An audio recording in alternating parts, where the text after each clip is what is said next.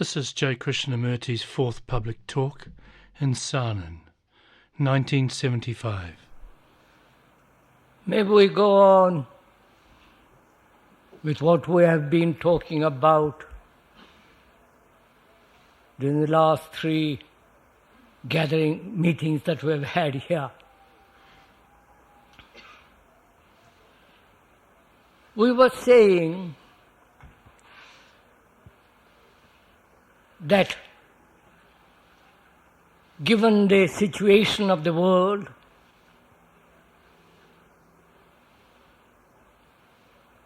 the gradual creeping of dictatorship all over the world, the denial of freedom, and all the confusion, the wars, and the starvation, and the great suffering of human beings all over the world. And this catastrophic existence has not been changed by any experience, by any religious organization or belief, or through scientific knowledge, or the ordinary knowledge that one has gathered through experience.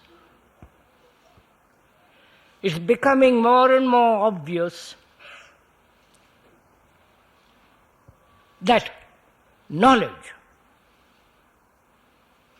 that which one has accumulated through centuries, has not basically changed man in his behavior towards other human beings.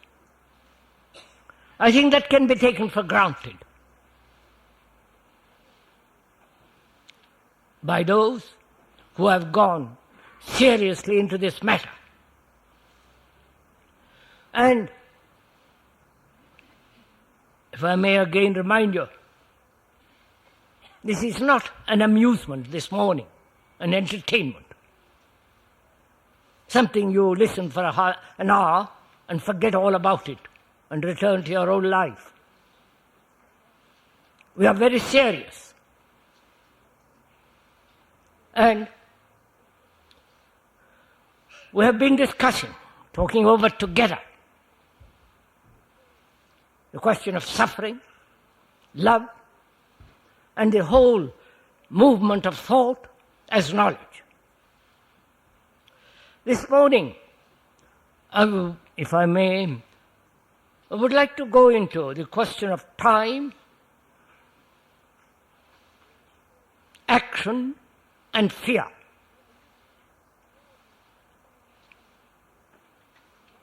We are using ordinary language, not jargons, not technical words, but simple words that have meaning according to dictionary.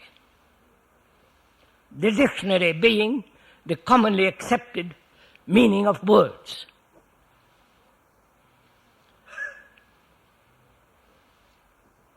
And we also said there must be total psychological freedom to observe.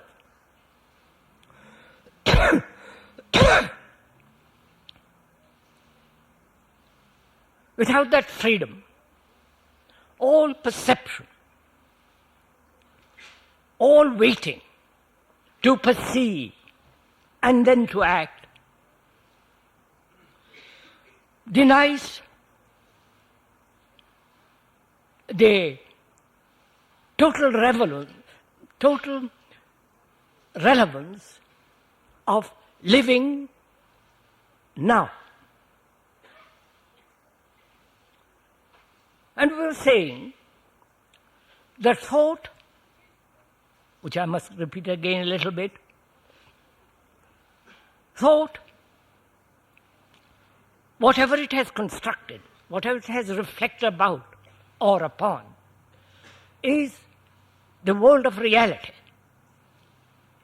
that thought can be rational or irrational.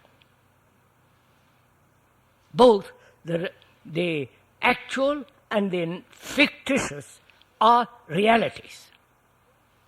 The neurotic as well as the sane are both in the field of reality.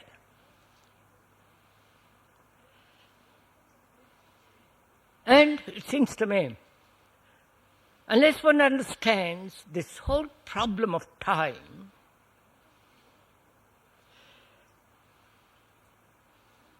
man will never be free of fear. Time is fear. And one has gone to this question of what is time?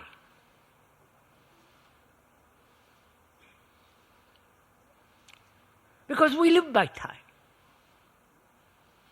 We act according to time. All our thinking is based upon time. As the remembrance of something past, acting in the present, constructing a future according to our conditioning, which is essentially time. There is not only the chronological time,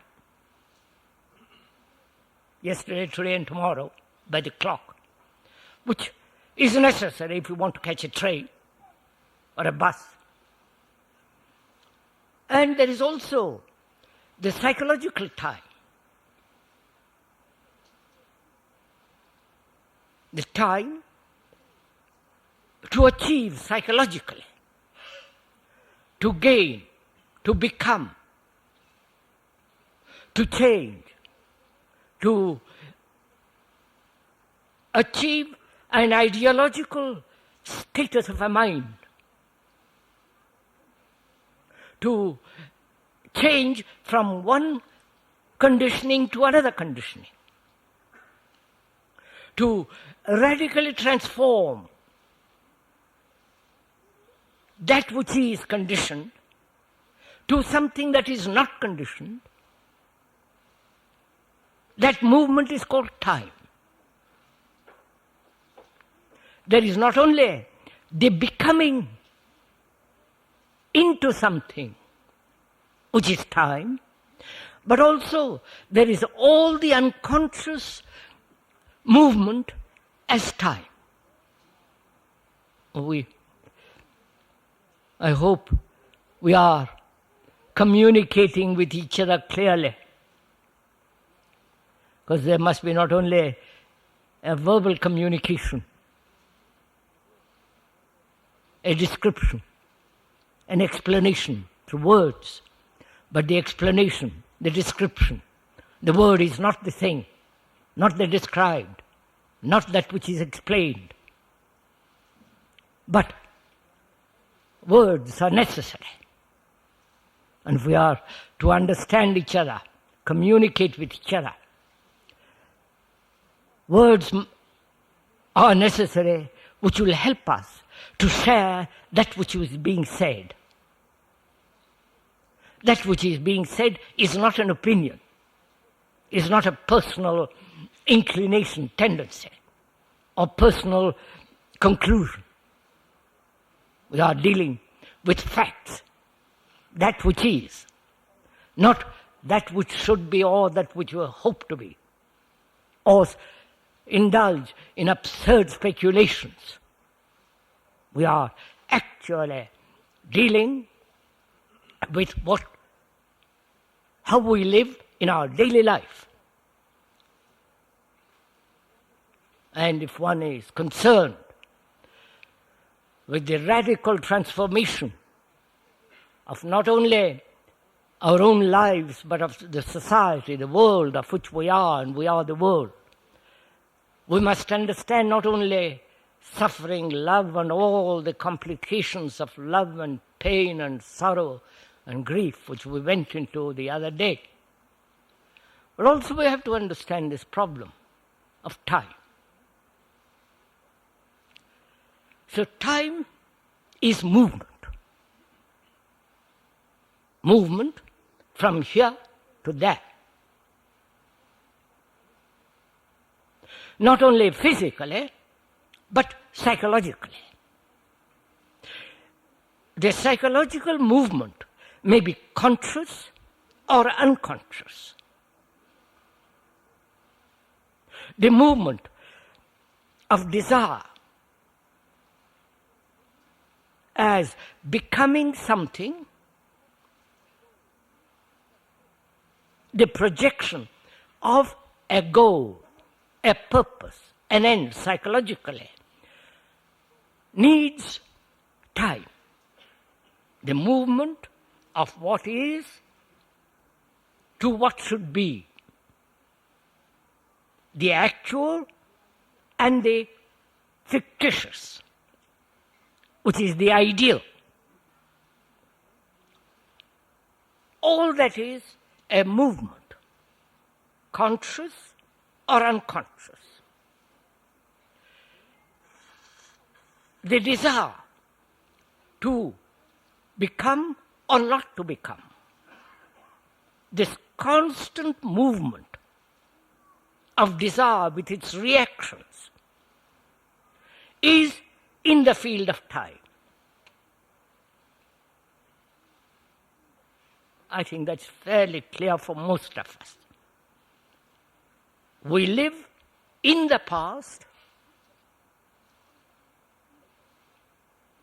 and with the past function in the present, which is a movement from yesterday to today, which is time, at the conscious level. And also, that is, at the unconscious, semi-awakened, dim conscious state, there are all the movements of desire, movements of concealed hypocrisy, the movements of double talk, the assertions of saying something and doing something totally different, and the unconscious movement of desire, conscious movement of desire and the unconscious movement of desire. One must be aware of both. And that movement is time. Right?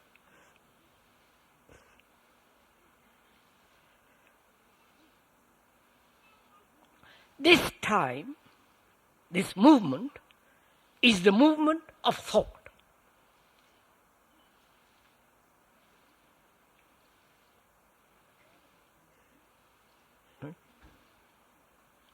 So thought, conscious or as dimly conscious or unconscious, is always operating in the field of time. Time, not only the outward chronological by the watch, but also time as the movement of thought as desire, conscious as well as unconscious. This is what is happening to all of us.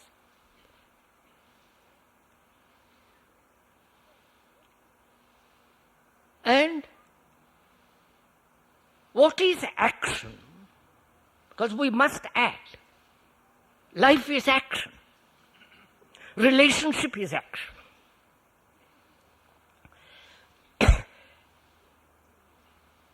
Is action, that is the doing, not having done or I will do, neither the past nor the future. That's not action. I don't know if you realize it.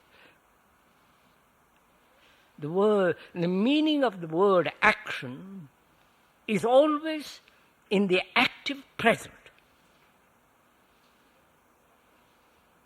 Right? But that active present inaction is colored by the past through memory, through our conditioning, through our education, environmental influence, and various influences, and stored up as memory, which is time.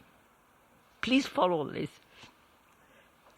Which is time, and that action is always limited, confined.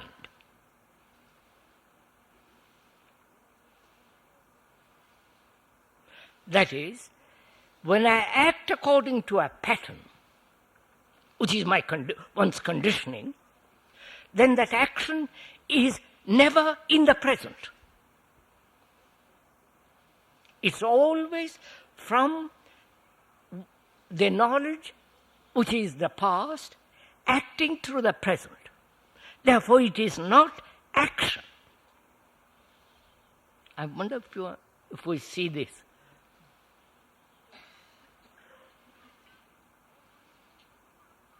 So one has to ask, what relationship is action to time? You're following this? I act according to an ideal, according to a belief, according to a conclusion.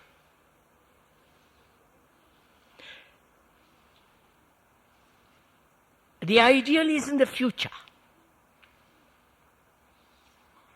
A conclusion is in the past.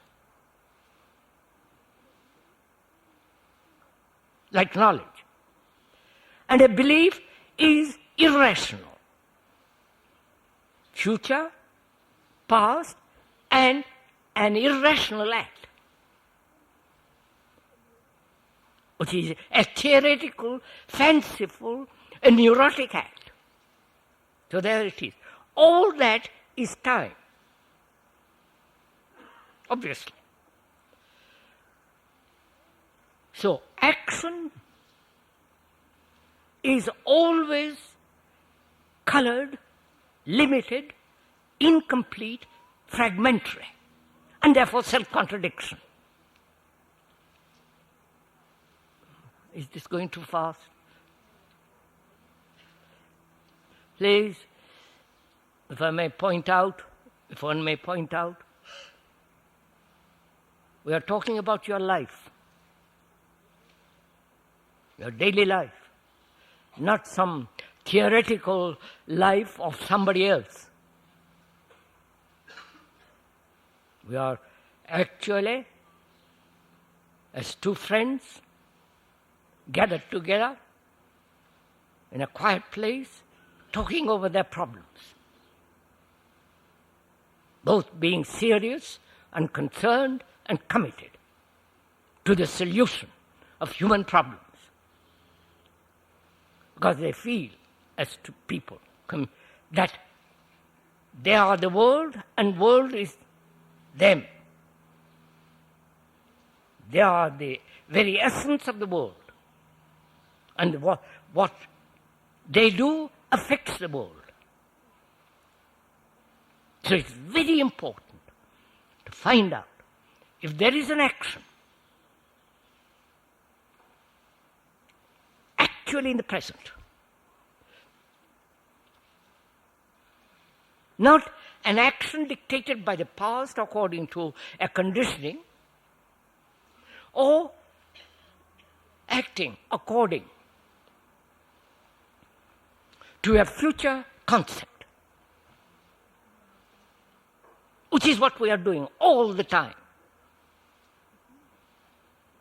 And therefore our action is incomplete, contradictory, an action that breeds regrets, anxiety, pain, and so on. So it is absolutely imperative to find out an action which is without time and Therefore, one has to understand very, very deeply the problem of time. Because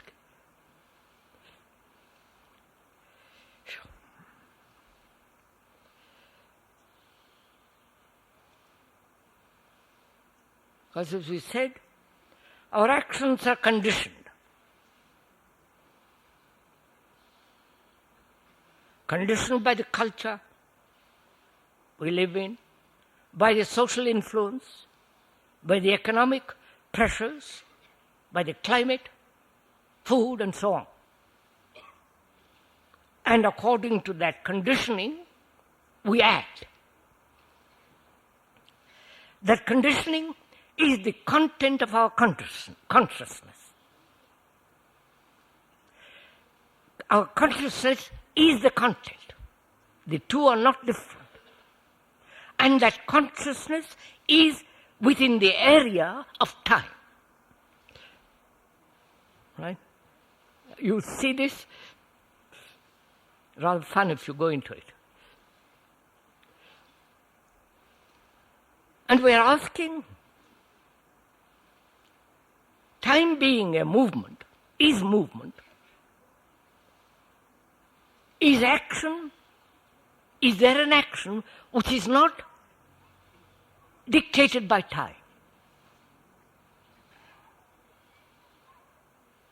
Because time is fear.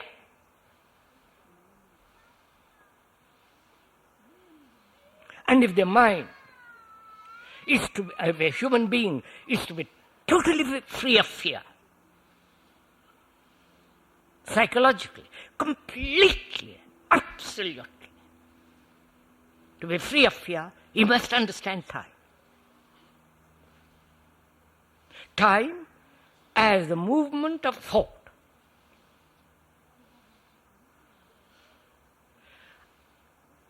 And is there an action which is not,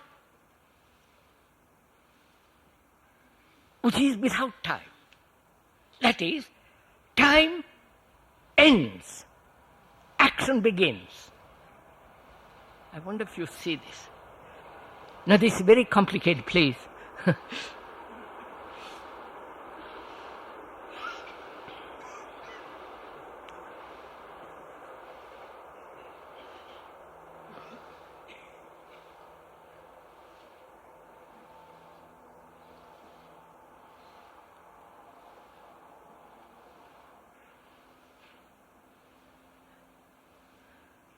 This is a very serious matter. It isn't a thing that you had come to curiously one morning, on a lovely morning like this, and forget and go away. We are concerned with the total movement of life. We are concerned with our existence, with our misery, with our fears, with our pleasures, with our agonies, and not run away from them. And that demands a mind that is really serious, not curious and not argumentative or opinionated. A mind that's inquiring, that is wanting to find out. And to investigate, you must have freedom to look. Not to look with conclusions, with opinions, and you cannot possibly examine. So, we are talking over together a very serious matter, which is can there be freedom, total freedom, from psychological fears?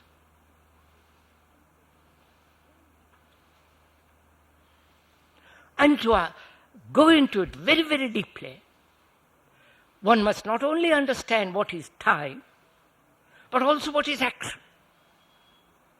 Because action breeds fear,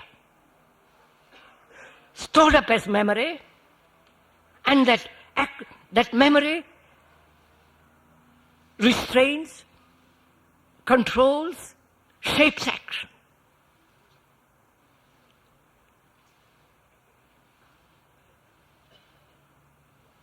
So if you would be free of fear, you must understand that fear is time. If there was no time, you have no fear. I wonder if you see that. If there was no tomorrow, only now, fear as a movement of thought ends.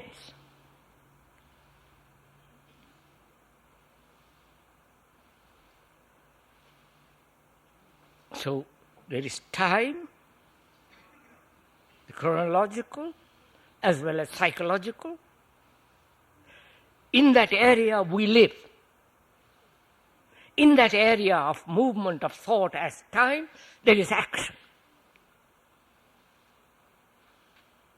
Acting according to, as a Christian or a communist or a socialist or a Buddhist, Hindu, and so on and so on. Always within the movement of thought as time and measure.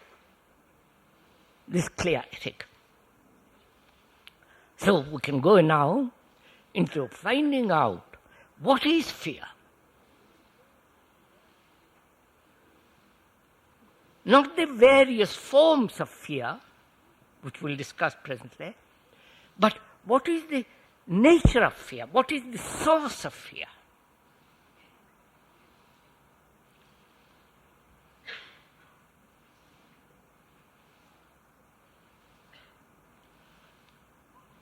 You may not be afraid of anything now, sitting here. But obviously, in your consciousness, there is fear. In the unconscious or in the conscious. There is this terrible thing called anxiety.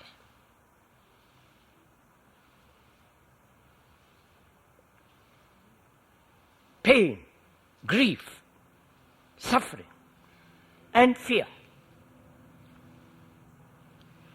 One may be afraid psychologically of tomorrow, what might happen, or what might not be achieved, or will there be a continuity of that relationship which has given great pleasure, great comfort? Will it continue? Will the relationship be permanent?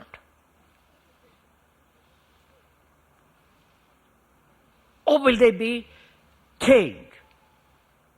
And which the mind dreads, because the mind, the brain, needs stability, needs security to function. Please follow this. The brain will create any conclusion and hold to that conclusion because that gives it security. It may be irrational conclusion or rational conclusion, an idiotic belief or a rational observation. It will cling to both because that offers to the brain and therefore to action a complete sense of security. Right? So, the brain, the human mind, the brain, needs total security, as in a child. The baby needs complete security, otherwise it becomes neurotic or all kinds of things happen to it. Similarly, for a grown-up human being, the demand and the necessity of security is immense. And that search for security may be in a belief. The Catholic belief, the Protestant, or in the utopian belief, or the belief in Lenin, or Mao, or God knows, and also in your gurus. I hope none of you have any gurus.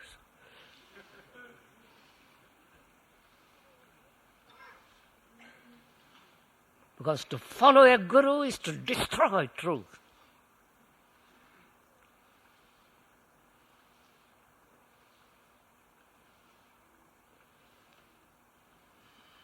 We'll go into that later. So there are fears, conscious as well as unconscious.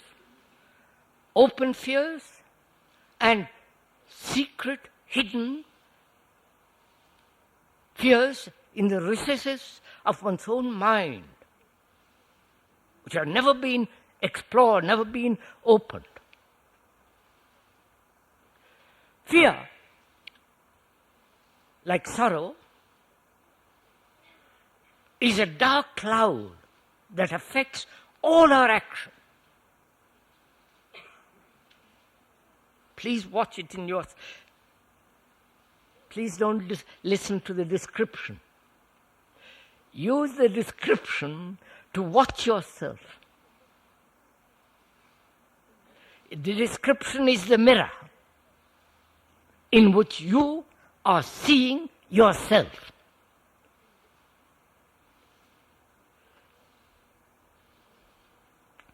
There are the conscious fears which one can observe clearly.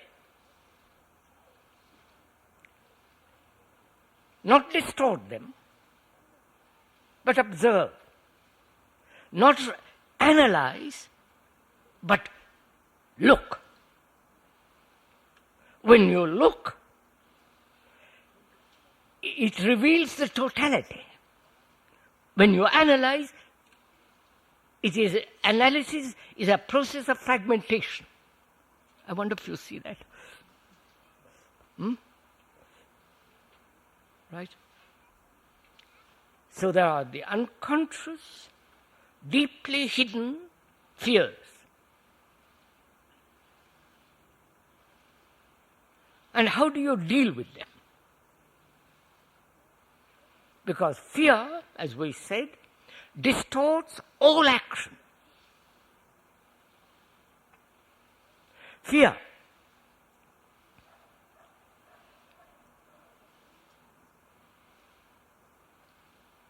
either breeds despair, cynicism, or hope. Both are irrational.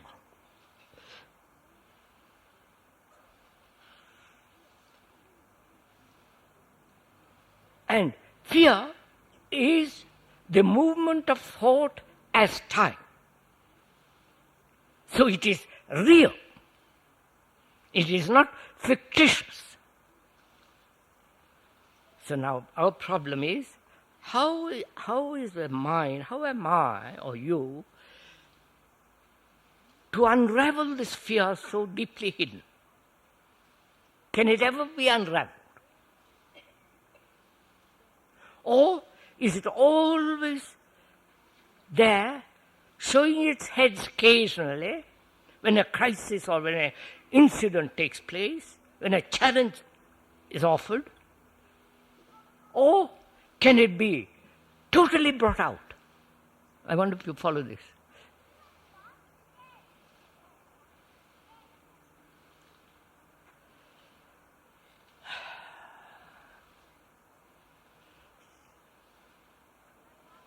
We said analysis is a process of fragmentation.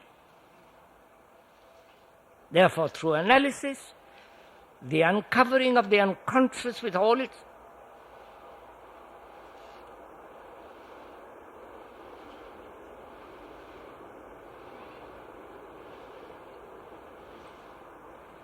the uncovering of the unconscious, all its fears,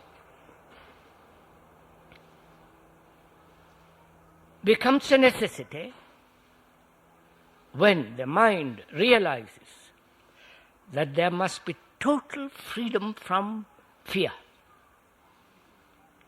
That being so, what is a human being to do?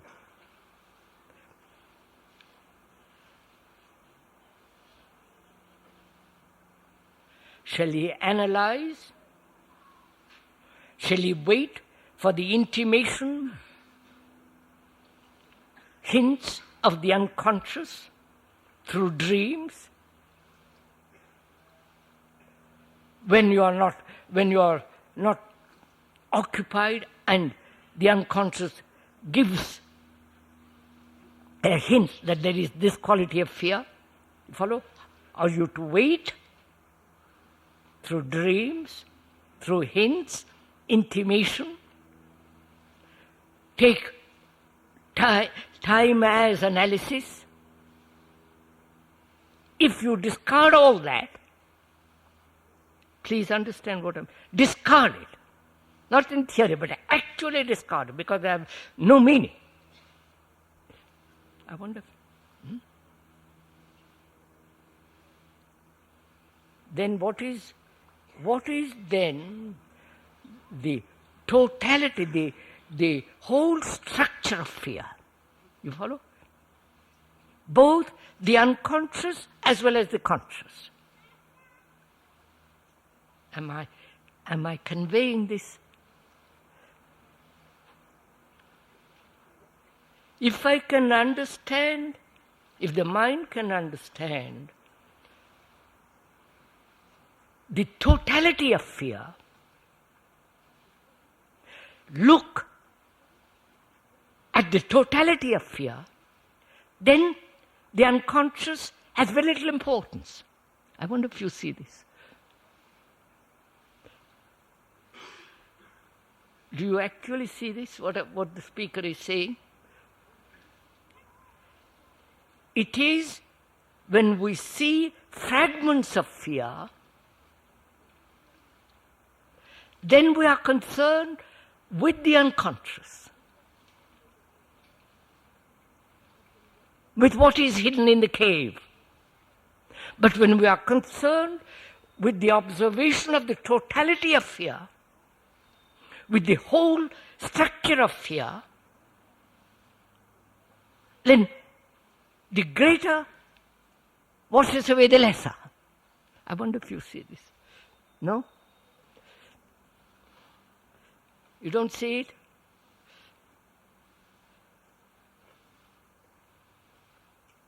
Wait a minute.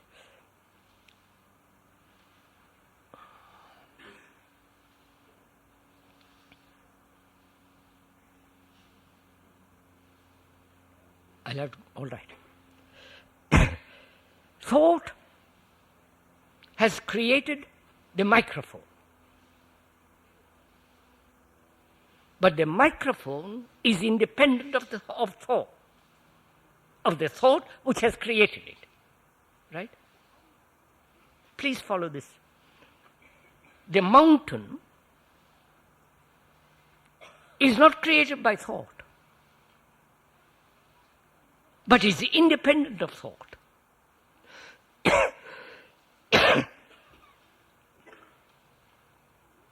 Fear is put together by thought. Is that thought independent of fear? Now listen carefully. This is independent of thought, but thought has created it. The mountain is not created by thought, but it exists independent of thought. Is fear, follow this please, is fear independent of thought? Though fear has created thought.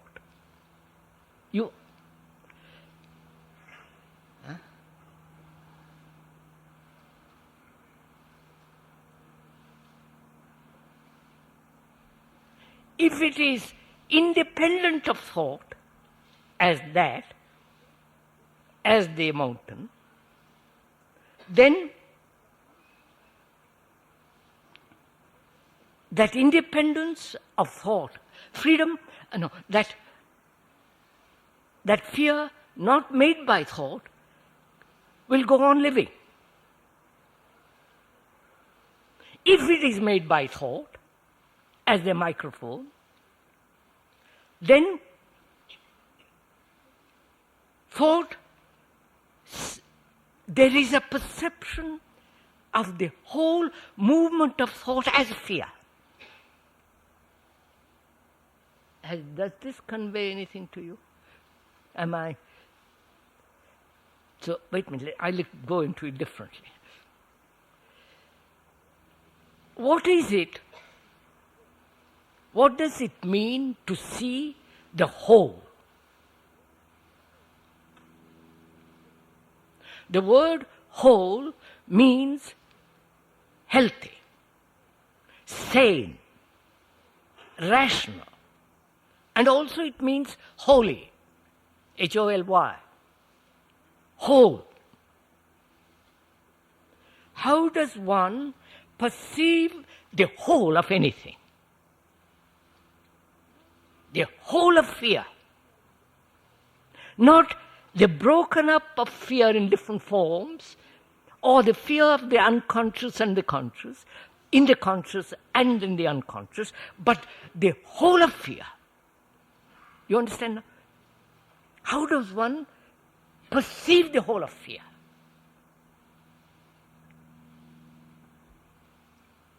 How do I perceive the whole of me? The me constructed by thought, isolated by thought, fragmented by thought, which in itself is fragmented. So it creates the me and thinks that me is independent of thought. The me thinks it is independent of thought, but it has created the me. The me with all its anxieties, fears, vanities, agonies, pleasures, pain, hopes, all that. That me has been created by thought. And that me becomes independent of thought. It thinks it has its own life. Like the microphone, which is created by thought, and yet it is independent of thought. The mountain is not created by thought, but yet is independent. The me is created by thought, and me says, I'm independent of thought. Now, to see the totality of it, is this clear now?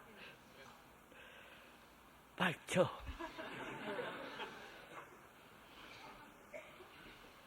You're not quick.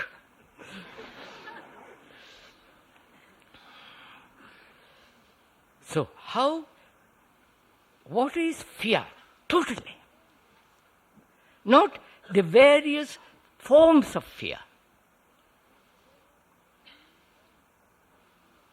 Not the various leaves of this tree of fear, but the total tree of fear. Right? How does one see the totality of fear?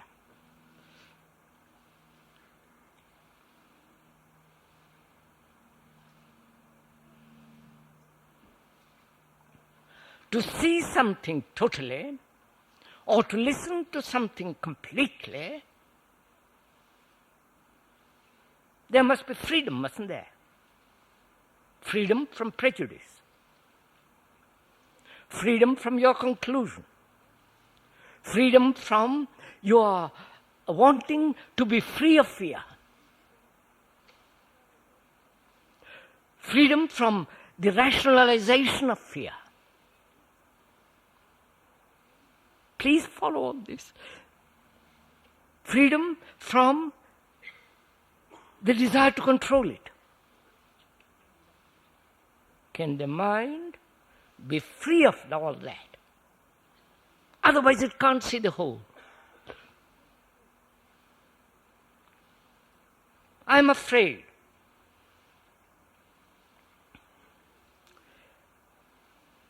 I'm afraid because of tomorrow. Losing a job, afraid I may not succeed, afraid I might lose my position, afraid that I'll be challenged and not be able to reply, afraid of losing my capacity. All the fears that one has. Can you look at it without any movement? Please listen. Any movement of thought which is tied, which causes fear. Capito? Have you understood something?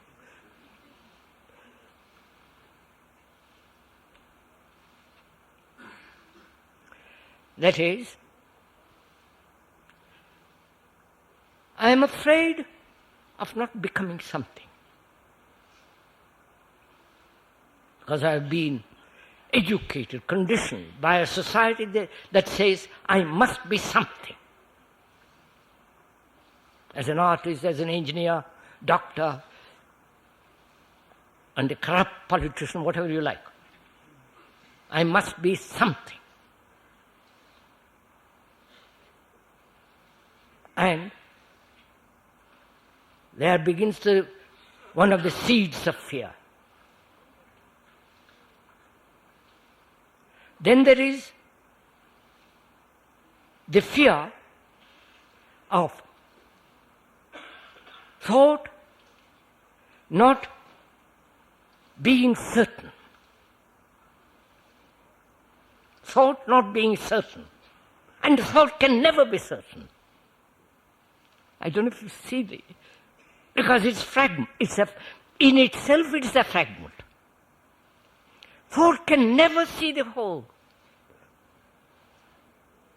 I don't know if you see that. Because thought being a fragment, it can only observe fragmentarily. And there are the fears of desire.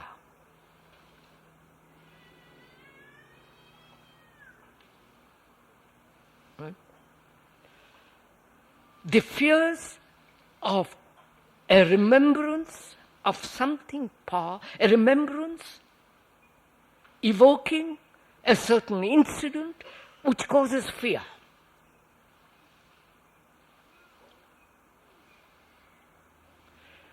And what is the root of fear? You understand? One can describe various psychological forms of fear. Afraid of the dark, afraid of losing my husband, afraid of losing a wife, afraid of disease, afraid of lack of job, dozen fears. Each insoluble.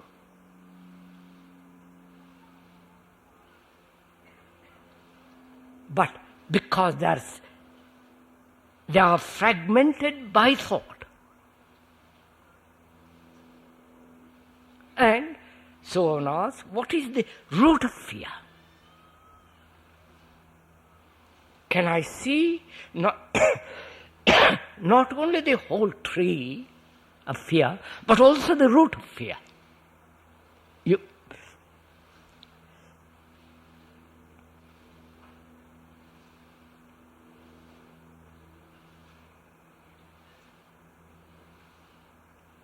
And so far we have described, and don't be caught by the description, by the explanation. Then we are back again in the same old stupid business.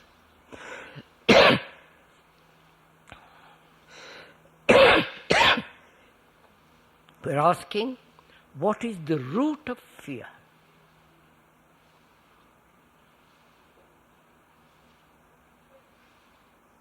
What do you think it is? Don't answer me, please. There are too many of you.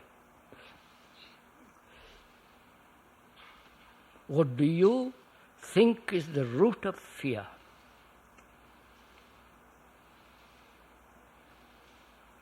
Both unconsciously as well as consciously.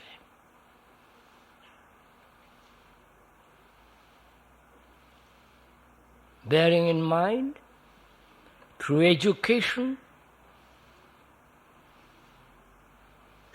school, college, university, if you are lucky to go to those places or unlucky to go to those places,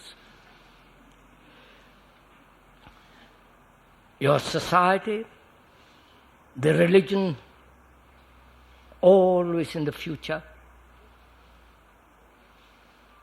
You will be good in heaven, but not now. Bearing all that in mind, what is the source, the root, the basis of fear?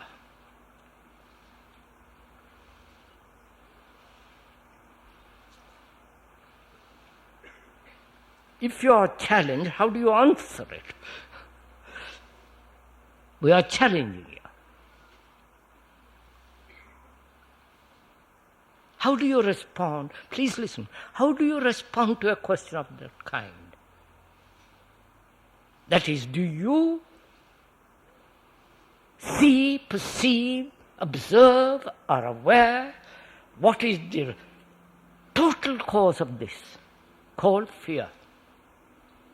Or are you waiting for somebody to tell you?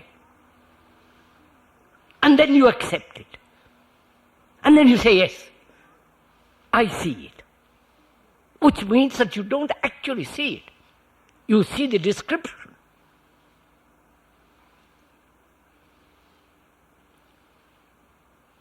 We are saying there are physical fears, ordinary, physical, chemical fears. Meeting a snake, a precipice, fears of old age, fears of something that you did in the past and you don't want to, and so on. These are the ordinary physical fears. And you meet them intelligently. That is an onrushing bus. You don't stay in its way, you jump out. You run, you move away, which is self-protective intelligence, which is not fear.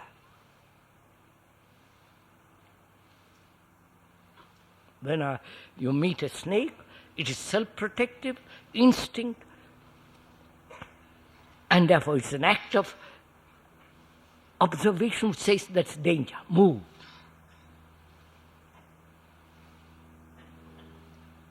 So one can deal with the physical fears if you have a mind that is capable, rational, whole, healthy. That's simple. But psychologically, we're asking, what is the foundation, the depth of this fear? From where does it come?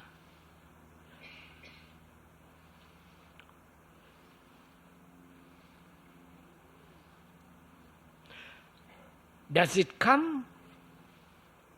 Is the root of fear time?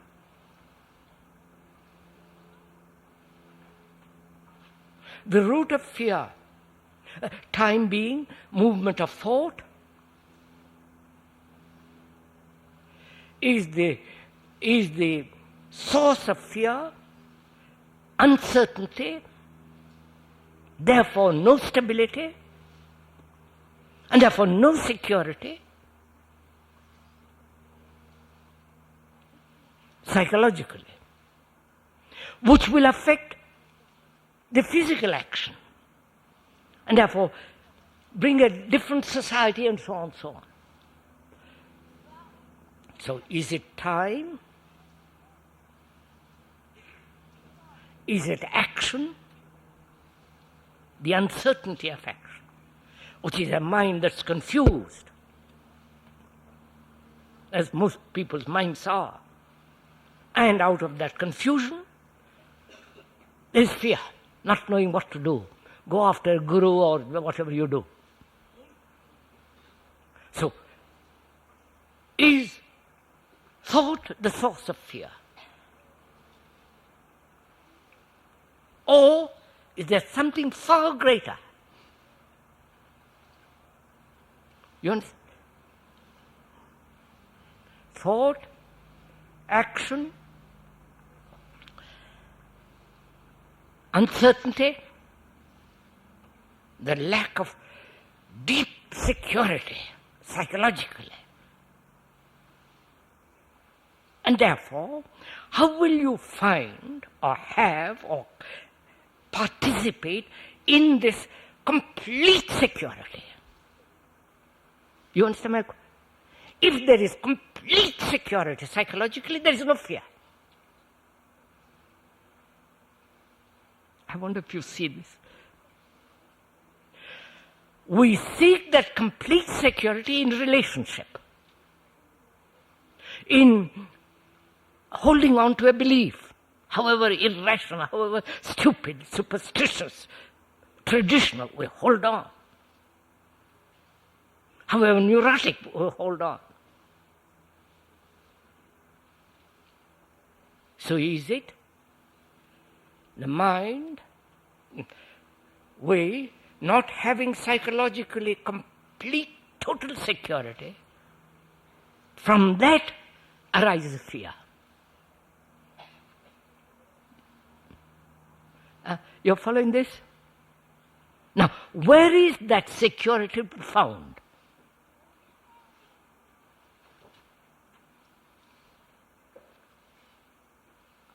One has sought it in God, which is the projection of thought, in saviors, which is the projection of thought, in beliefs, which is the projection of thought, in relationship with you and me, in attachment, in a conditioned mind and not wanting to break that conditioning. So, where does the mind find a whole, complete, absolute security? Absolute, not relative. You understand my question? Where?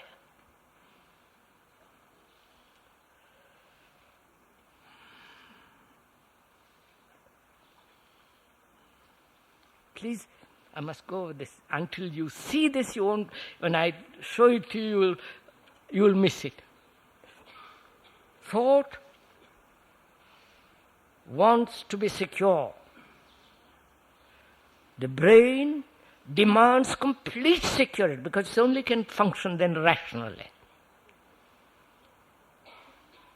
So it has sought security in knowledge, in science, in relationship, in conclusions, and it hasn't found security in any of this. In the church, in none of it. And you must have security. Then your brain functions clearly, objectively, highly sensitive. Now where do you find it? Is it out there or somewhere else?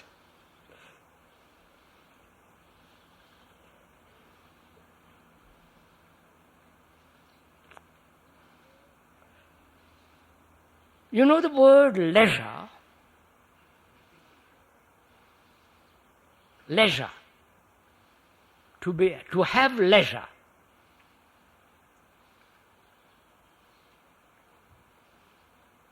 Have you had leisure at any time?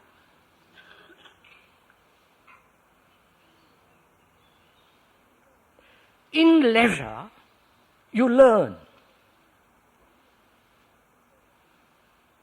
We have sitting here, having leisure for an hour and whatever it is, and you are learning.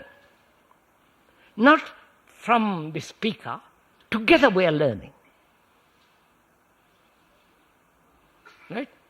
So we are learning together in leisure the futility of security in the projections of thought, whether it's God, whether it is whatever it is. So having leisure means learning.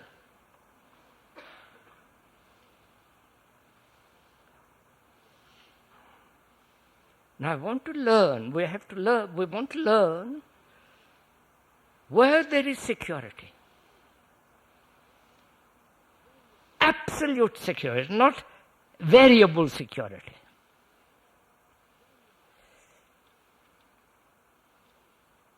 If one has that, the whole problem of fear ends.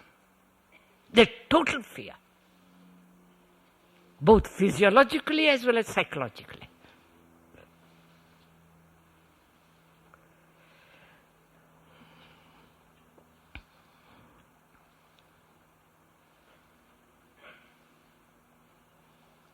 Our minds are active, chasing one thought of another. Our minds, in their movement of thought, there are gaps between thoughts, an interval, a time interval.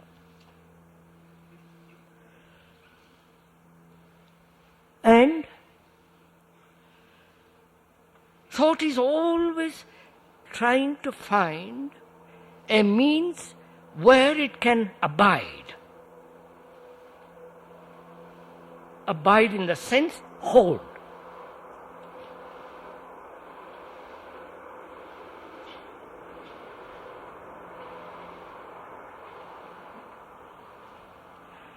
What thought creates, being fragmentary, is total insecurity. I wonder if you see this.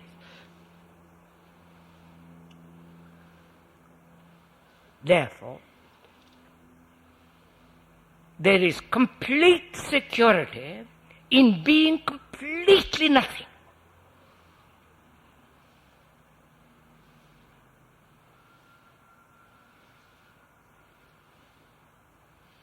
Which means not a thing created by thought.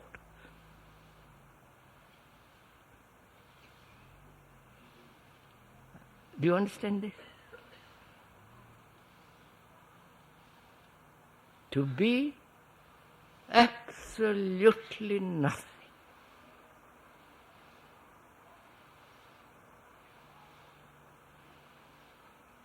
Which means total contradiction to everything that you have learned. Everything that thought has put together. To be not a thing.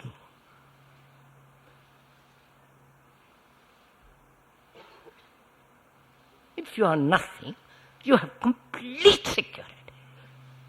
It's only the man that's becoming,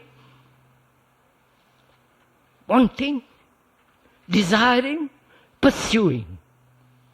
In that there is complete insecurity.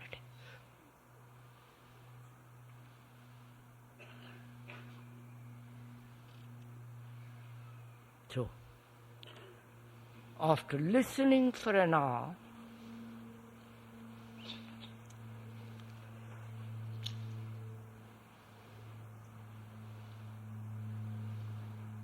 seeing the nature of time,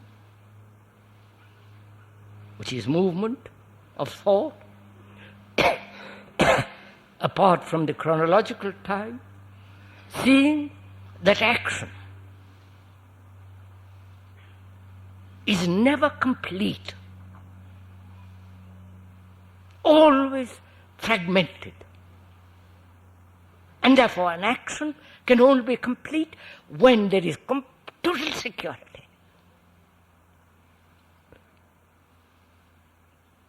And seeing the whole nature of fear as the movement of thought, as the achievement of an ideal, or living in the past, in the romantic, idiotic, sentimental past, and or living in knowledge, which again is fragmentary and therefore never complete. Action means to act completely now, the active present. That can only take place when there is complete security. The security that thought has created is no security. This is an absolute truth. And the absolute truth is when there is nothing, when you are nothing.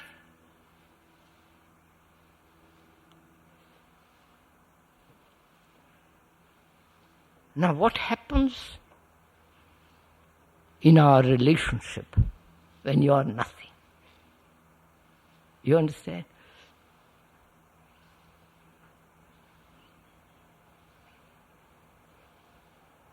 You know what it means to be nothing? No ambition, which doesn't mean you vegetate. No competition. No aggression. No resistance. No barriers built by hurt.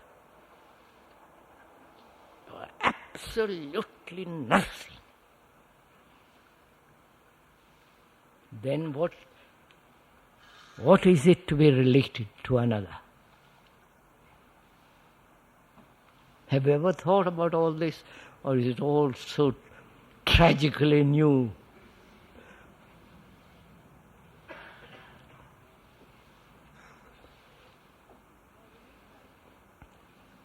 Our relationship now is unstable, not stable.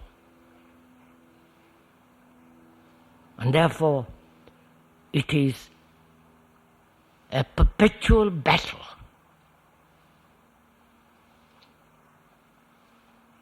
Perpetual division. Each seeking his own pursuits, his own enjoyments, his own, isolated. That relationship, being insecure, must inevitably bring division and therefore conflict. Right? Now when in that relationship there's complete security, there's no conflict.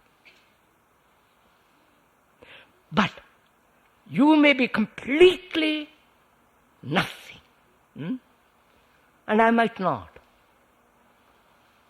Therefore, what takes place? You follow? You understand all this? You are nothing.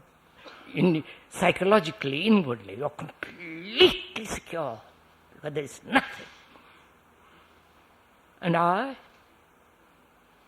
still fighting, quarreling, insecure, confused in this. What is our relationship between you and me?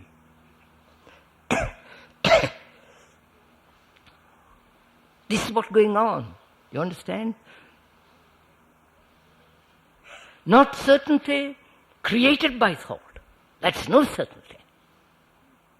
Like a man saying, I believe in that, and establish his relationship in a belief. And therefore, that belief is conditioning, breeds fear, and therefore division. Here, it is entirely different. You have perceived, realized, understood, seen the truth that in this nothingness there is complete security. And I haven't. What takes place between you and me?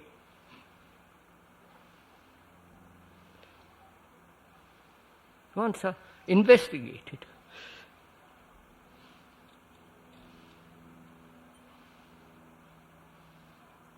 You have affection, love,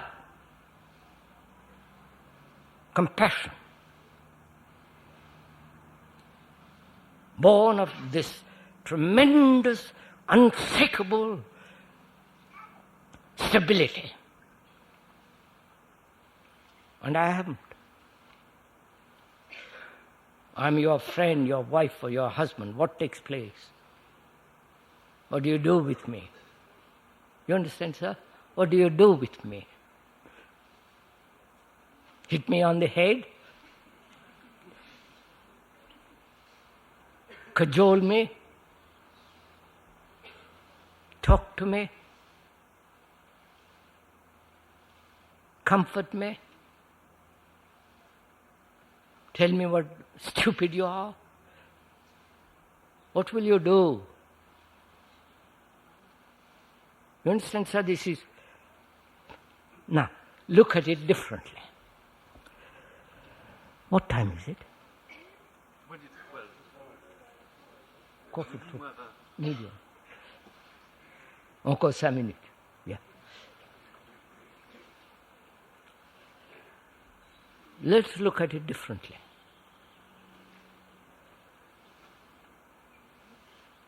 There are about 1,500 of us or 1,200 of us in this tent.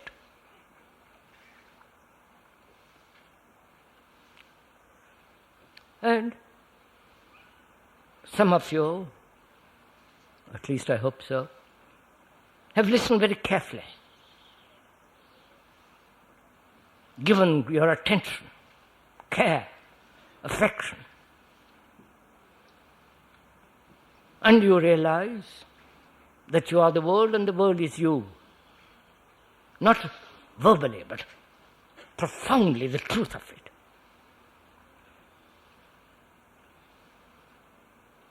We'll discuss later what is truth and what is reality. What is the relationship between reality and truth? We'll go into all that later. So you are the world and the world is you. You realize that. And you realize, see the immense and imminent responsibility to change radically. Because you have listened, not argued, not opinion. You see the truth of it. Then, what is your relationship with the rest of the world?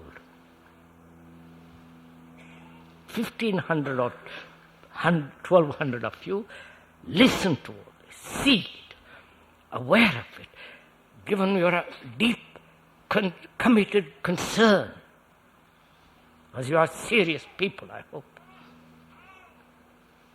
And when there is that fundamental transformation, then what is your relationship with the world?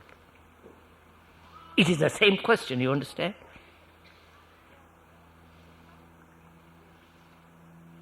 What do you do? Or do you wait for something to happen?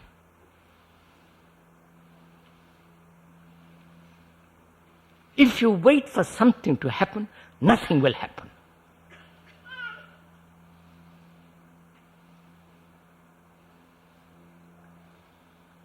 So, if you actually see the truth that you are the world and the world is you, not as a theory of verbal assertion but in actuality, and you see the extraordinary importance that when you basically transform yourself, you will affect the whole of consciousness of the world. Bound to. And won't you, if you are completely, wholly secure in the sense we are talking about, won't you affect me? Who am uncertain, lonely, despairing, clinging, attachment, won't you affect me? Obviously you will. But the important thing is that you listening see this, the truth of this, then it is yours, not somebody else's giving you something. Right?